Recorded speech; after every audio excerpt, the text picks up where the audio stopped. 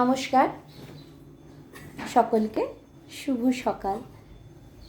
আজ মা সরস্বতীর আরাধনা, বিদ্যার দেবীর আরাধনা।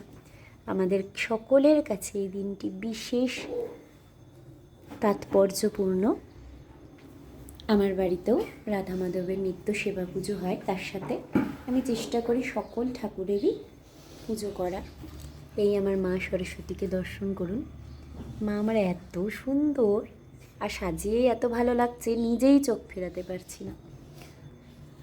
সকালে উঠে প্রত্যেককে মা সরস্বতীকে পঞ্চামৃত স্নান করিয়ে সুন্দর করে সাজিয়েছি। গয়নাগুলো দিয়ে শাড়ি পরিয়েছি হলুদ রঙের, যেহেতু মায়ের প্রিয় রং হলুদ, তাই হলুদ বস্ত্র পরাতে হবে, হলুদ ফুল দিতে হয় একটু। দোয়াত সাজিয়েছি, ঘর সমস্ত জোগাড় আমার হয়ে গিয়েছে। এবার শুধু দাদা আসবেন আর পুজো করবেন। এই মাধবকে দর্শন করুন। এই আমার ছোট্ট গোপাল আর গোবিন্দ, একই জামা পরানোর চেষ্টা করি, তাই তিনজনকেই একই জামা এনে পরিয়েছি। আর এই হলো গিয়ে আমার রাধা মাধব, কি অপূর্ব লাগছে। সকলকেই কিন্তু আমি বিশেষ বিশেষ পুজোর দিনে পঞ্চামৃত স্নান করাই, তাই ভালো করে পঞ্চামৃত স্নান করিয়েছি।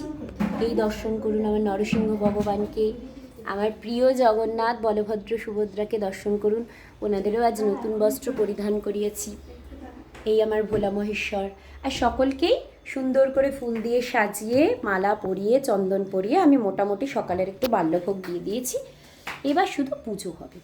সব গোছানো হয়ে গেছে, ভোগ রান্না হয়ে গেছে। সকলে ভালো থাকবেন। সবাই নিশ্চয়ই বাড়িতে সরস্বতী পুজো করছেন, খুব আনন্দ করুন, সরস্বতী পুজো করুন। আর আমার মা সরস্বতীকে খুব ভালো করে দর্শন করুন। গোছানো কমপ্লিট, সমস্ত কমপ্লিট। এবার শুধু পুজো হওয়ার অপেক্ষা, ভোগ দেওয়ার অপেক্ষা। ভালো থাকবেন।